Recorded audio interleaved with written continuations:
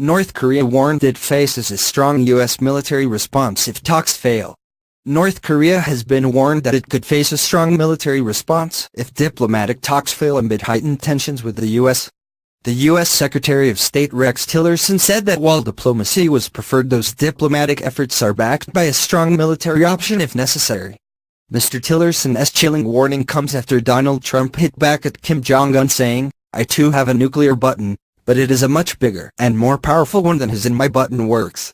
The U.S. President's comment came as a response to the North Korean dictator's New Year speech where he threatened the U.S. and claimed the nuclear button is always on his desk. The despotic leader also said Pyongyang was open to talks with South Korea, which have now been scheduled for next Tuesday. But Mr. Tillerson has warned that if denuclearization talks fail with the U.S. and its South Korean ally, that strong military options are available.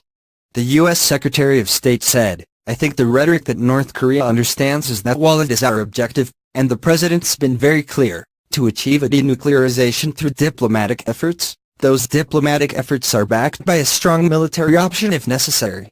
That is not the first choice, and the President's been clear that's not his first choice. But it is important that North Koreans as well as other regional players understand how high the stakes are, in an effort to ensure our diplomatic efforts are fully supported. The North Koreans have to understand that the penalties to them will continue and will only grow more severe in terms of sanctions actions and other actions until they do get on a pathway to achieve that objective that the entire world hopes to achieve." Mr. Tillerson also made clear that complete, verifiable and irreversible denuclearization will be the aim of any dialogue. He said, "We clearly need a signal from North Korea that they understand these talks must lead to that conclusion.